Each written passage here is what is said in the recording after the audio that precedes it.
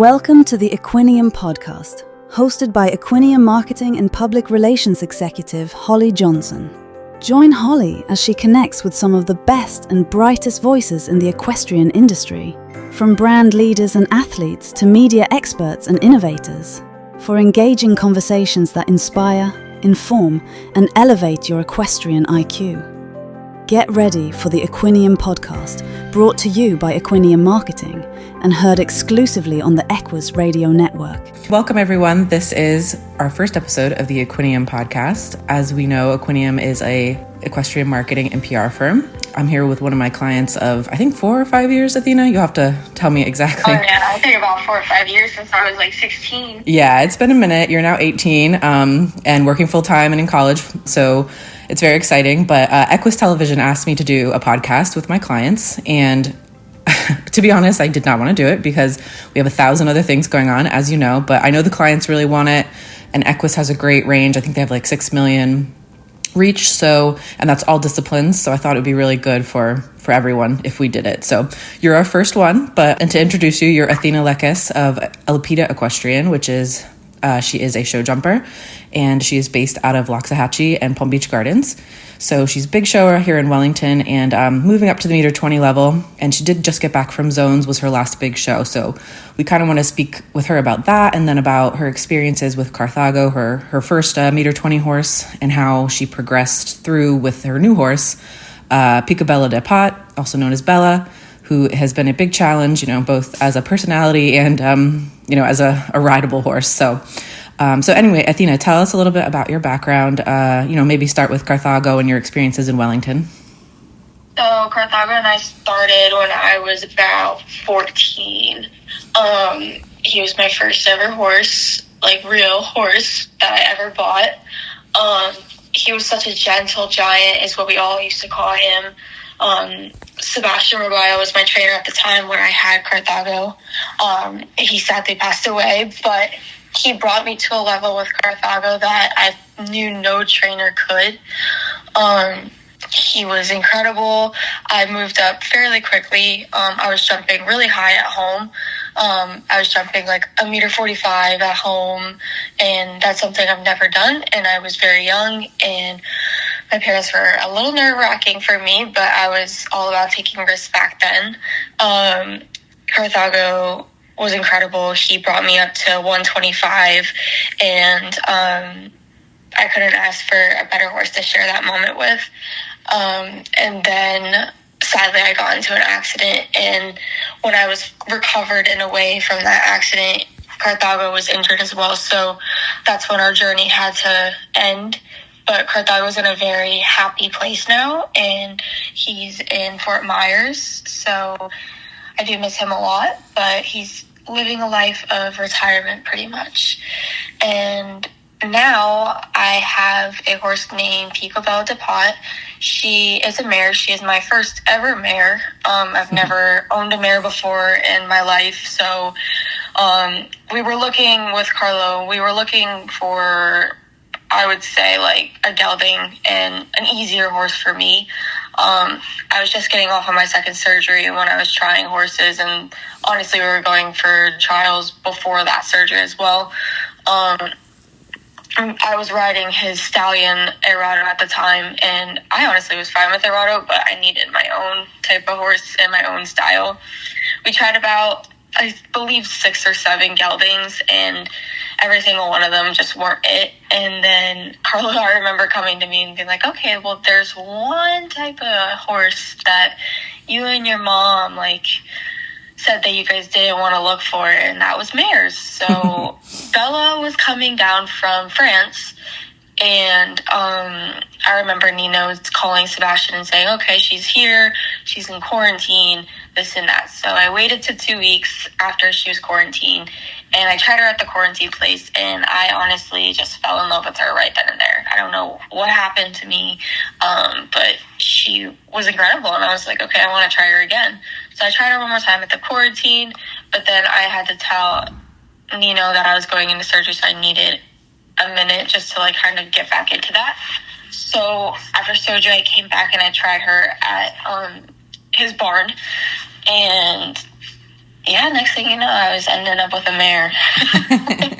And she's a very special mare as well. I mean, you can describe her personality a little bit. I know she's very, everyone calls her special. I would not say she's difficult, nor is she easy. She doesn't make it easy on me because she's more opinionated and very sensitive.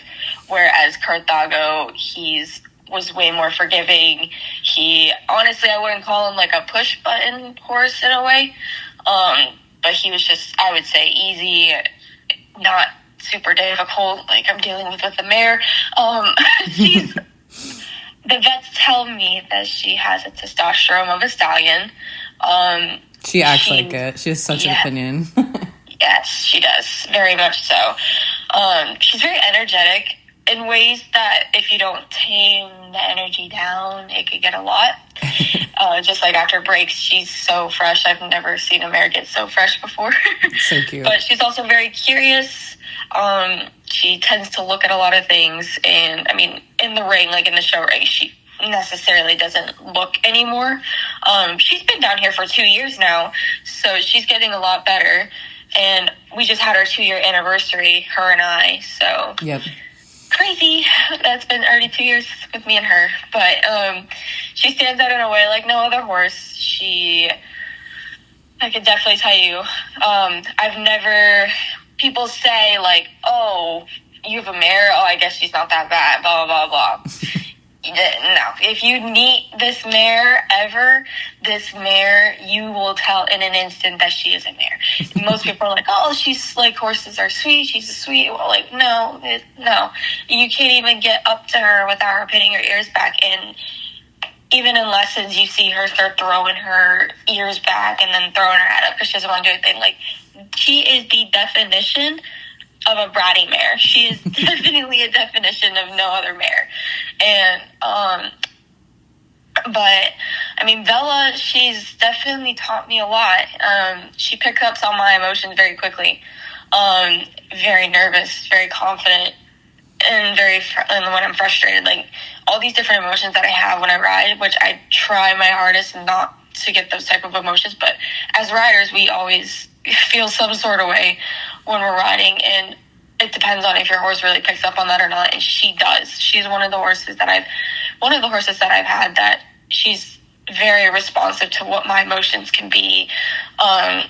She doesn't, just give it to me. She's not one to, I would say, what would I say? She's not very, she challenges me, I would say. She doesn't do it for me. I mean, right. There are ways and times that she has taken care of me, but in instances where she's just not going to do it anymore, she doesn't have to. She's right. Very forgiving when I make those mistakes, which I am trying very hard working with Antonio Martinez and making that better for myself. And these past shows and showing as much as I did over the summer have really brought my riding to a different level. I feel with Bella like that I have a deeper partnership with her. She's taught me to be patient. She's taught me to be consistent. She just makes riding, just making my successes with her, like, more rewarding. And every time we do great or we win, just like we won this past May in Venice, it was just one of the best feelings in the world. It just was like a huge achievement for her and I, and we came so far and worked so hard and have dealt with so much, and like me having to go out again and not have to ride again for surgeries and stuff like that. It just was so much, and we've been through such an amazing journey, and hopefully we're going to be going to the 130 level here shortly. Our goal, it pretty much is to be in the 130s by season. That's our biggest goal. Mm-hmm. And that's where we're striving to be. We've done a couple meter 30 classes already. We've done like a few meter 30s, I think this past summer I believe in Ocala, and I did my first 130 in Venice. And that was super fun. And I feel like Bella just likes the bigger jumps. I think she does too. Yeah. So much better, and so like, she has such a scope for higher jumps, and she's just, I don't even know. I feel like she's with these 120 jumps, she sometimes thinks like, it's just easy. this, whatever, blah, blah, blah. Well, I feel like she doesn't focus as much, and she gives you a harder time over the meter 20s. So it's like she wants to be higher, right? So she can. She's kind of been getting better about giving me a hard time, but I've realized with Bella and Antonio trying to help me out with that, I've learned over the few years I've had her that if she's not going to do something, she's not going to do it, whether, no matter what jump it is, no matter what time of day it is. Like, if she's going to say, I don't want to do it, she's not going to do it. No matter how hard I try, no matter how hard I kick, she's just not going to do it. And that's the hardest thing I have with her, was when her attitude strikes in and she becomes a full-grown mare and just, like, says, no, I don't want to do it. This is just not where I want to be. We picked up on, like, a few hiccups over the summer with her stopping, and she used to never stop before, and it just was weird. And I've only been with Antonio for a few months, and she's never done that before. So when she started stopping, it just was very difficult. And I was like, I was just in a sense of like, oh, I don't even know what to do anymore. I don't know what to try. And then we just started slowly doing it. I took a few courses and shows that I did just to ride slow and get her around, because that was better for me if I at least needed to get her around. And ever since then, since we grew back on that, and Antonio showed her a few times just to get her back to it, and now we're going for it, and our training's been so much better, and we're starting to do like new things that have benefited me. We started doing something great, and I honestly will do it every single time I practice, because it's so beneficial to her, and it calms down her mind, and it makes her think, and it makes her very effective. So I'm actually going to be going out to the bar later when I'm done. I know. I'm sorry. I think we interrupted your ride time with this, but I appreciate you. But just to give Antonio a little plug. So you're riding and training with Antonio Martinez of AMG Equestrian LLC out in Loxahatchee Groves. So I just want to make sure he gets the plug, because I think he's done a really good job, both with you and Bella, kind of taking you guys to that next level. So I want to make sure he gets that plug. But I also you mentioned something that you do with her that really helps her kind of relax and get her mind in the right place. Can you tell us what that is? Sometimes we don't really use any sort of pace or anything with her. We don't ever do that with her. It just is practice. Like, even day before, like, that's what I mean, like exercises and stuff like that. Yes, very, very different exercises every time. With the show, I started doing a pull on the ground, and it's either 2 strides or 1 stride to the jump, okay, or 3 strides. I don't remember exactly how many strides. He changes it every time, but that's in our warm-up right before the jump. And honestly, doing that, we started doing that the last summer show that we were at, and that was in Ocala. We tried that out in our last week, and I honestly started doing a lot better doing that. I felt like I was thinking more. I was making her think more, making her more effective. And in training now, Antonio is trying to get us to warm up our horses like he would do, make them effective, resistance, just making the horses actually use their legs and make sure, I don't remember there's an Antonio way to say it, but making sure that their legs come up, okay, excuse me, and really work for it. Even because he was saying the other day, he's like, these things that I'm doing with you guys now are going to make you benefit in the show ring. Mm-hmm. It's going to make you think. Like yesterday, we were working with like little poles on the ground. We trot over them, but we have to make sure, because if the horses go too fast, they're going to hit them. And if they go too slow, they're just going to stop. So, and that Bella and I picked up on very quickly, and we're getting a lot better on. And then yesterday we were working with a jump, and we were doing figure eights over the jump, making sure that we're getting the right resistance with the horse, needing to relax if we need to. It was very different things. And I mean, she's just doing so much better with this type of training. I've never had a training, except with Sebastian, never had a training where it has worked so much with the horse, truthfully. Right. No, it's awesome. And the last time I was out there for your lessons, the attention to detail, he was making you guys really focus on where the horse was taking off and how, the frame as they were taking off and all that kind of stuff. And, that goes back to almost dressage training a little bit, which is my background. Mm-hmm. So it was really interesting to me to watch over fences. So yeah, it was honestly amazing. And he does such a great job, and like he brings up things from like his sports psychologist and like makes us think about things, you know, like that us riders sometimes would not think about. You just have to, I mean, sports psychologists are great, and I mean, I don't have one, and I'm going to be eventually probably going to get one, but yeah, I want you to have one. That going over the courses, like if you watch your courses, if you watch your rides, it's just like thinking about things, talking about things out loud can benefit you in a way where you can see things. And I have been recently starting to watch and rewatch my ridings and my riding videos and old videos over the summer on what I could have done better, or what the ones that did go well and where I'm like succeeding in.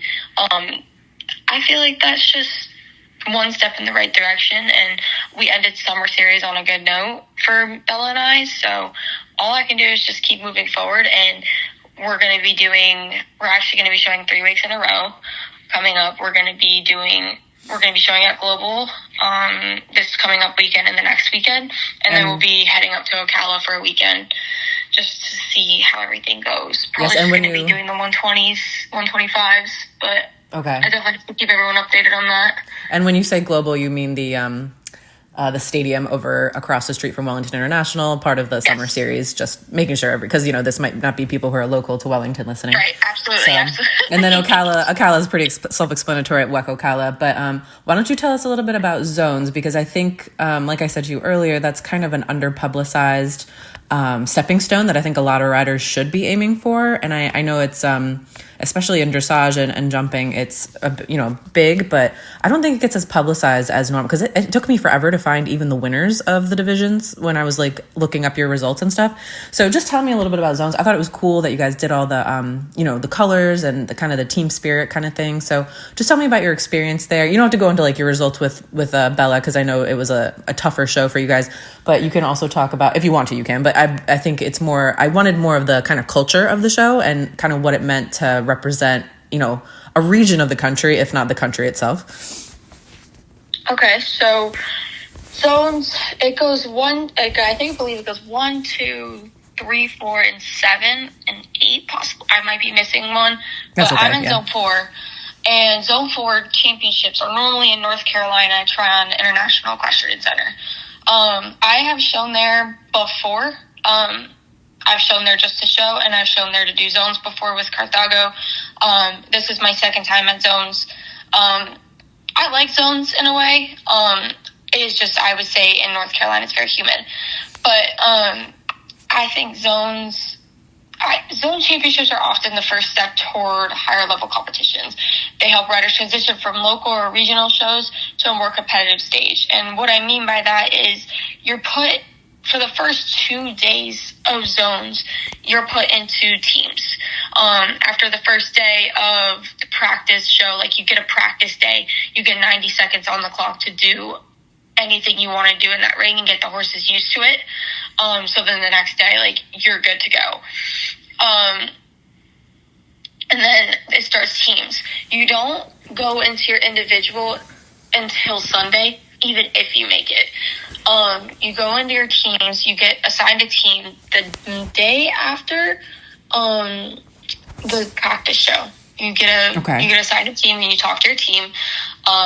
So the teams are in order. They push in a set order. Oh, sorry. I'm just asking a quick question because I don't even know. Are the teams everyone from Zone 4, and there's different teams for Zone 4? That's what you say?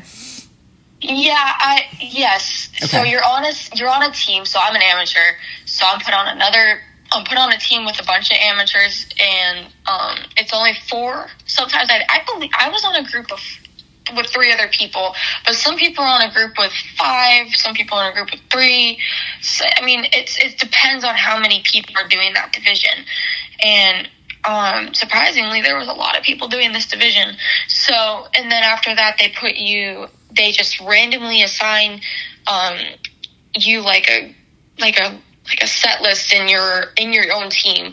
So you could be place 1, you could be place 2, and so on and so forth. And in that order is how they're going to set up the main set list for zones. Okay. So for me, I got the short end of the stick, and I was the first one out of the gate for zones every single day. And I I was originally in second. I was like the second place to go. And I don't know, I guess someone switched with me and I got into the first position. But the order of go is important. The way they were kind of a little confusing on how they were explaining it. I didn't really understand what they meant. Like, they put us like, oh, this person, like, they set us in the order that we're going to go and then said a thing. And then it was like kind of weird. I think all the first ones went to go, then the second ones, then the third ones, and then the fourth ones. I believe that's how it went. I never really understood how the step went, but all I know is I was first. Anyway, then you're with your team. You have to gradually make enough points each day to be able to be on the podium at the end of which podiums were on the Saturday Night Lights that were there. So thinking about that, and as well on, I believe it was Friday. Yes, I think it was Friday and Saturday. After that, you're with your team, and then you have to make enough, like I said before, you have to make enough points to be able to qualify. And within those group points, you qualify as yourself as an individual. If you don't make enough points, like on your own to qualify for the individuals, you do not make it. I believe only like 11, 12 people from the amateur division made it to the individuals. Okay. Out of, I don't even know how many. The team experience, it's just a great experience. You're talking with your team, you're giving each other like good luck, like being very supportive of each other, and that's the one thing that matters. I think the most stressful part about Zone is when everyone's watching you. Sure. Like, if you're not used to have people watching you, then or that their rides are kind of dependent on yours, which is know what I mean? Exactly. Like, even if you're the first one, like, your rides are depending on you, and every person watching you is depending on you. Even, like, your zone itself is depending on you. So a little pressure. I think it's a little pressure. And it's like, that's my first big show, you know what I'm saying? So, yeah. I mean, it just helps riders. I believe the experience helps riders develop a mental toughness, resilience, and the ability to perform under pressure. And if you can't succeed, in those things, then that's just not the right way to go for you, because when you get up into higher levels and Grand Prix status, you have a whole stadium full of people. Exactly. Well, you can't be worried about, like, people looking at you, Totally. You kind of have to push through that. And I think my most nervous part, it wasn't the people, it was just going first and having the pressure on me that I need to get better at, having the pressure of going first, and everybody is looking at your ride and going off of your ride. Yeah. And that's the most stressful part about zones for me, was having to go first and having everyone to base off of me. Yeah, and I know even in like, it was just, yeah. And even in like the Grand Prix level, there's been a lot of talk about like orders of go and who can go first and who's like on the bottom, like, third or quarter of the rounds. Cause generally it's the better riders or the more higher ranked riders at the end. Right. So it's hard. And even at that level, people watch you the first couple rounds, they're watching to see where the problem areas are and how the course rides. So that's a lot of pressure to go first, even at like a regular show. So yeah. To do it as zones or the Olympics or, even just a Grand Prix is a lot. So, but... at a normal show, like going first, okay, I'm going first. But this was, at a championship, and your mindset's already different as it is. Your horse is different. You're in a different state. You're at a different show. It's hot. There's a lot of factors that go into that. So it's just very nerve-wracking. But also zones, you get to meet so many different people at zones, and that's the whole purpose of it. And just building new friendships and connections and meeting everybody from your team and who's really in your zones, So then when you come around season, if they're there, you guys are already close, and I really enjoy that part about it, like meeting everyone. Yeah, I'm sure. And that's super important right now. I feel like in the sport is a sense of connectivity and working together and teamwork, because, right now it's really just an individual sport. So I think it would be better to have more of those kind of formatted competitions, even on a smaller scale, like at WEF or something, Right. Like a Nations Cup kind of thing. Or, obviously, does Antonio ever do anything for the Great Charity Challenge? Because that's kind of similar, you know what I mean? You're riding together for a cause. He has. Yeah. I think, they've done it. I wasn't with them yet, but they've done something for zones. Like him, Vicky, and Carlota, Vicky Fazio and Carlota Padron did it last year And they did really well. I think that's one of my like kind of dreams to do it. I think hopefully I'll be able to do it this year, but we'll see. Because I was originally supposed to do the charity challenge, but I had my injury happen. Right. And I was like, oh no, like. That's a bummer, yeah. Yeah, I was like, dang. I was like, really? I know. But whatever, it all worked out. One time I was going to do it. I was going to do it with Carthago a few years back. Right. So. Okay. But they've done it. They enjoy it. They have fun with it for sure. Yeah, it's such a great event. And like I said, it's that kind of team format that is so much fun and you get dressed up, which I was surprised that they had like the zones, the braided manes and the paint and everything. So it was kind of a little, it felt like the Great Charity Challenge, the pictures I saw anyway, because I wasn't able to be there. Yeah. But so that was kind of cool. I thought that was an interesting insight because I don't know that a lot of people understand that is, something very cool to go watch and would be fun to watch. Because I didn't see a lot of spectators at Tryon, which I get it. It's the middle of like the hottest part of the summer. But yeah, it would be great to encourage people to go watch that. So, all right, well. Yeah, because if like thinking about it, like we have so much fun. And honestly, I'm surprised Bella let me do any sort of color or whatever in her hair. She's so sensitive, isn't she? So I was very surprised, and honestly, she's getting better with the braiding of the mane. Well, she likes you. She knows you're her person. I mean, that's clear. You guys have definitely grown a lot as far as like partnership goes, and her just being like more comfortable with you, I'm sure is a big help. Oh yes, she's definitely getting more comfortable with me. But I believe like with zones, like having to do the paint, the ribbon, and the mane. It's just such an amazing like thing to do, and yes, I didn't do it with my team itself, but I did it with my barn team. Okay. And I enjoyed that so much. Like we all were chipping in together, getting everything together, helping each other out with paint. We all had like a few people had yarn, and then we were just sharing it was just such an amazing time to be able to just do that and have fun with it and be able to paint the horses. Like it was allowed, and I believe it was allowed in the individual as well, but I don't remember because I didn't make it that far. But that's cool. If you would, yeah, maybe next time you can get to individual. Everyone do the same thing, like because that's what zones is known for. Like you can do like dress up your horse, you do whatever you want to the horse. I mean, they have specific guidelines, but it's just so much fun to be able to just decorate your horse the way that you want and have fun with it. And honestly, like the paint and everything. I mean, the paint was a little much, but she let me do it. And she looked great. Surprised. Yeah, we'll include some photos with the podcast when we send it to Equus so people can see. But yeah, I thought it was great. And like I said, it kind of felt like the Great Charity Challenge a little bit. So I just think that level of enjoyment and fun should be more common in the sport and not just like, work, drive. Because I do think the horses pick up on it a little bit as well.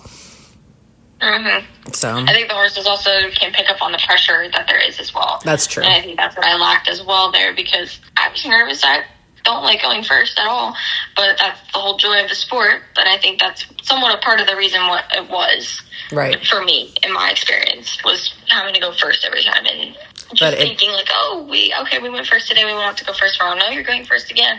And even when I did another show outside of zones, and I was like fifth in the order. I was like, okay, here we go. I'm like, okay, that's better. So thank you guys for not putting me first again. So. Yeah, but at least you got that experience. I mean, not many people can say they've gone first in a big championship. So I think and to do it repeatedly and have to deal with it, I think it was good for you long term. You know what I mean? As a rider. It definitely tests your mental state. Definitely tests your mental state. And then you're on Bella too. There, so like, all the pressure and stuff like that. And it's just, you don't want to disappoint your team and you don't want to be that one that's holding your team back. Exactly. So yeah. That's also a big factor. Okay, so next for you is going to be the fall series and the holiday series here at WEF. Or are you guys thinking of going back to Ocala, right?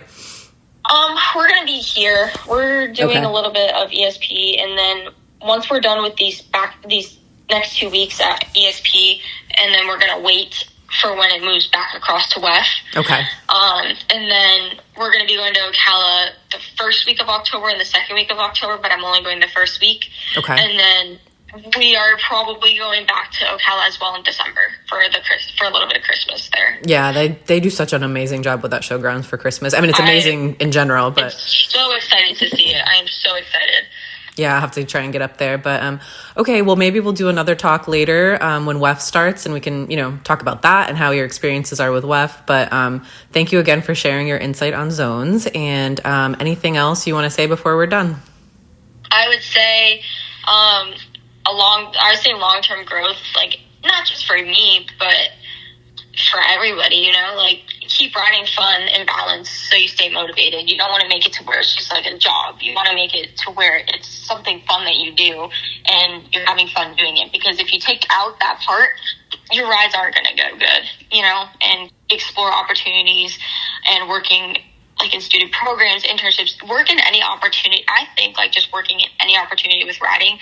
Like for me, I did an internship in World Equestrian Center. I got to see different aspects of that World Equestrian Center, the most beautiful place in Ocala.